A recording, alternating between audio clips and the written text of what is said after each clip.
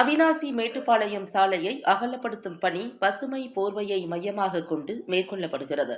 கடந்த மாதம் 13 கிலோமீட்டர் அவிநாசி நரியம்பள்ளி பாதையில் 470 மரங்களை வெட்டிய பிறகு திருப்பூர் மாவட்டத்தில் உள்ள அவிநாசியில் இருந்து கோவை மாவட்டத்தில் உள்ள மேட்டுப்பாளையம் வரையிலான 38 கிலோமீட்டர் நீளமுள்ள இருவழிப்பாதையை 4 வழிப்பாதையாக மாற்றும் ரூபாய் 226 கோடி திட்டத்திற்காக நரியம்பள்ளி மேட்டுப்பாளையம் பாதையில் மேலும் 1342 மரங்களை மாநில நெடுஞ்சாலைத்துறை வெட்டத் தொடங்கியுள்ளது. இருவழிச்சாலையின் தற்போதைய அகலம் வெறும் 7 மீட்டர் மட்டுமே. இந்த பகுதியில் நிலவும் கடுமையான போக்குவரத்து நெரிசலை கருத்தில் கொண்டு மாநில நெடுஞ்சாலைத்துறை இப்போது அதை 4 வழிச்சாலையாக மாற்றும் பணியில் ஈடுபட்டுள்ளது. இது 16.2 மீட்டர் அகலம் கொண்டதாக இருக்கும். முதல் கட்டமாக அவிநாசி முதல் நரியம்பள்ளி வரை 13 கிலோமீட்டர் நீளத்திற்கு சாலை விரிவாக்க பணிகள் மேற்கொள்ளப்படும். இதற்காக மாநில அரசு ரூபாய் 80 கோடியை அனுமதித்துள்ளது.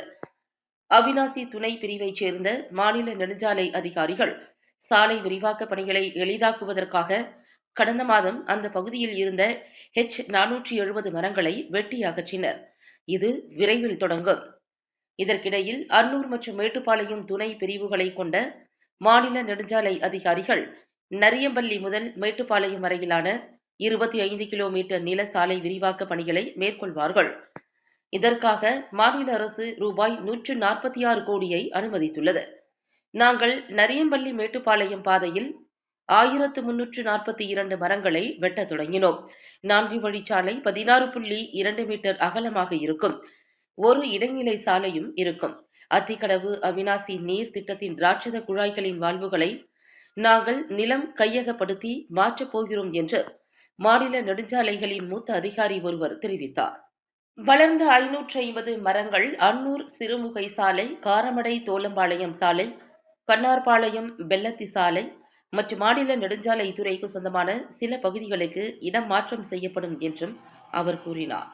மற்ற மாநில நெடுஞ்சாலைகள் மற்றும் மாநில நெடுஞ்சாலைகளுக்கு சொந்தமான நில பகுதிகளில் வெட்டப்படும் ஒவ்வொரு மரத்திற்கும் 10 மரக்கன்றுகளை நடத் தொடங்கியுள்ளோம். மரங்களின் மதிப்பு எங்களுக்கு தெரியும். இருப்பினும் மரங்களை வெட்டாமல் இருவழி சாலைகளை 4 வழிச்சாலைகளாக விரிவுபடுத்த முடியாது என்று அந்த அதிகாரி கூறினார்.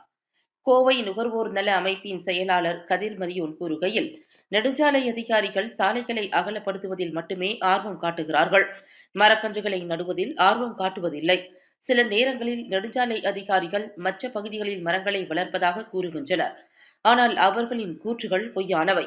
நீதித்துறை அதிகாரிகள் இந்த பிரச்சினையை உன்னிப்பாக கண்காணித்து சாலையோரங்களில் மரங்களை வளர்க்க நெடுஞ்சாலை அதிகாரிகளுக்கு உத்தரவிட வேண்டும் என்று அவர் கூறினார்.